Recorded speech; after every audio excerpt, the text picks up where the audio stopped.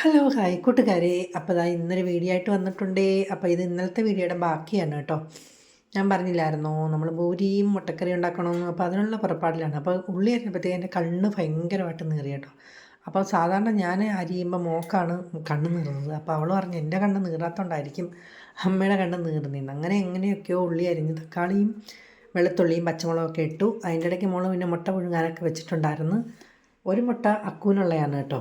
അങ്ങനെ ഇപ്പോൾ ഒരെണ്ണം കൊടുക്കും. ഇതെന്ന് വെച്ചാൽ 4-5 വയസ്സായില്ലേ. അപ്പോഴിതാ നമ്മളിങ്ങനെ വെളിച്ചെണ്ണയൊക്കെ ഒഴിച്ചു, കടുവൊക്കെ ഇട്ടു. അങ്ങനെ നമ്മൾ ഉള്ളിക്കറിക്കുള്ള തയ്യാറെടുപ്പിലാണ്. അപ്പോൾ പൂരിയും പൊരിക്കണം കേട്ടോ. അപ്പോൾ പൂരിക്ക് ഞാൻ ചെയ്യുന്ന പരിപാടി എന്താണെന്ന് ഞാൻ കാണിച്ചു തരാം കേട്ടോ. മാവ് ഞാൻ നേരത്തെ തന്നെ കുഴച്ച് വെച്ചു. സാധാരണ അങ്ങനെയൊന്നുമില്ല കേട്ടോ. സമയത്ത് കുഴയ്ക്കും, അപ്പോഴത്തന്നെ ചുടും. അങ്ങനെ എണ്ണയൊക്കെ വെച്ചിട്ടുണ്ട്, മുട്ട വേവുന്നു, ഉള്ളി വഴറ്റുന്നു, മോളവിടെ നിന്ന് പൊരിക്കാനുള്ള തയ്യാറെടുപ്പിലാണ്.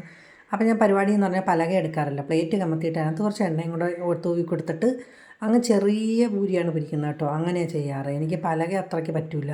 പിന്നെ സ്ലാബിൻ്റെ പുറത്തിട്ടിട്ട് എനിക്ക് അത്ര റെഡിയായില്ല കേട്ടോ. ഇതാകുമ്പോൾ പാത്രത്തിൻ്റെ മുകളിൽ വെച്ചിട്ട്. പക്ഷേ ചപ്പാത്തി വരുത്താൻ പറ്റില്ല കേട്ടോ, കാരണം ചപ്പാത്തി ഇച്ചിരി നന്നായിട്ട് പരക്കുകയും വേണം, ഇത്ര കുഞ്ഞായിട്ടല്ലല്ലോ. അപ്പോൾ പിന്നെ പ്ലേറ്റിൽ വെച്ച് അങ്ങനെയൊക്കെയാണ് എൻ്റെ പരിപാടികൾ. അങ്ങനെ ആ പൂരി ഇട്ട് കൊടുത്തിട്ടുണ്ട്. അപ്പോൾ ഇവിടെ ഒരുപാട് പൊങ്ങുന്നതൊന്നും ഇഷ്ടമല്ല കേട്ടോ. ഇച്ചിരി മൂക്കുന്ന ഭയങ്കര ഇഷ്ടമാണ്. പക്ഷേ എൻ്റെ മകൾ മൂപ്പിച്ച് നന്നായിട്ടങ്ങ് ബ്രൗൺ കളറാക്കി എടുത്തിട്ടുണ്ട് കേട്ടോ. അങ്ങനെ നമുക്ക് രാത്രിയിലാണ് ഇവിടെ പരിപാടികൾ കൂടുതൽ കേട്ടോ. ഓരോരോ കാപ്പികൾ കണ്ടെത്തണം. രാവിലെ പിന്നെ പുട്ടോ എന്തൊക്കെയാണെങ്കിലും പൊയ്ക്കോളും. പക്ഷേ രാത്രിയിൽ നമ്മളിങ്ങനെ ഓരോന്ന് ചകഞ്ഞ് കണ്ടുപിടിക്കണം. അങ്ങനെ പൂരിയൊക്കെ ആയപ്പോൾ പിന്നെ മോൾ അപ്പം തന്നെ പാത്രമൊക്കെ കഴുകി വെക്കുവാണ് കേട്ടോ. അന്നേരം നമ്മൾ മുട്ടക്കറി അടുപ്പിൽ കിടക്കുന്നതേ ഉള്ളൂ. അപ്പോൾ ഞാൻ ഇത് മുളക് പൊടി ചേർക്കുന്നില്ല കേട്ടോ. അതിന് പകരം കുരുമുളക് പൊടിച്ചിട്ടുണ്ട്, പിന്നെ മഞ്ഞൾപ്പൊടി ഇട്ട് മല്ലിപ്പൊടിയും ഗരം മസാലപ്പൊടിയും കൂടെ ചേർത്ത് വെച്ചിട്ട് അങ്ങ് നന്നായിട്ട് മിക്സ് ചെയ്തിട്ട് തേങ്ങാപ്പാൽ നന്നായിട്ട് ഒന്നാം പാൽ മാത്രമേ ചേർത്തിട്ടുള്ളൂ കേട്ടോ. അത് കാണിക്കാൻ മറന്നുപോയി. നല്ല വറ്റി വന്നപ്പോൾ നമ്മൾ മുട്ടയും കൂടെ ചേർത്ത് കൊടുത്തു. എന്നിട്ട് നല്ല ഇച്ചിരി വറ്റിച്ചെടുത്തു, കാരണം പൂരിക്കല്ലേ, തോനെയും കറി വേണ്ടല്ലോ. അങ്ങനെ അടിപൊളി മുട്ടക്കറി റെഡിയായി. അങ്ങനെ തേങ്ങാപ്പാലിൽ വേവിച്ച മുട്ടക്കറിയാണ് കേട്ടോ. അപ്പോൾ ഇത്ര ഉള്ളി വേണ്ടായിരുന്നെങ്കിലും ഞാൻ ഇച്ചിരി തോനെ ഇട്ടെന്നേ ഉള്ളൂ.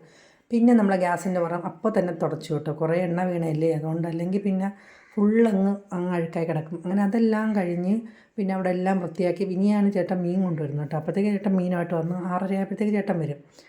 അപ്പോൾ ഞാൻ നോക്കിയപ്പോൾ കുറേ പാത്രങ്ങൾ രാവിലെ കഴുകി വെച്ചത്. അപ്പോൾ അതെല്ലാം ഉണങ്ങി, അതെല്ലാം ഒന്ന് പറക്കി വെക്കാമെന്ന് വിചാരിച്ചു കേട്ടോ. അപ്പോൾ അതിരിക്കുമ്പോൾ ഇങ്ങനെ കമത്തി വെച്ച വെള്ളം ഫുള്ള് പോയി നല്ല ഉണങ്ങി കിട്ടുമല്ലോ. അങ്ങനെ എല്ലാം പറക്കി മാറ്റി. എന്ന് വെച്ചാൽ രാത്രി ഇനിയിപ്പോൾ കുറേ പാത്രങ്ങൾ കഴുകി വെക്കാൻ കാണും. അതിൻ്റെ ഇടയ്ക്ക് ചേട്ടൻ ഒന്ന് കഴിക്കാൻ എടുത്തുകൊണ്ട് പോകണം കേട്ടോ. രാവിലത്തെ ഫുഡ് ഉണ്ടായിരുന്നു.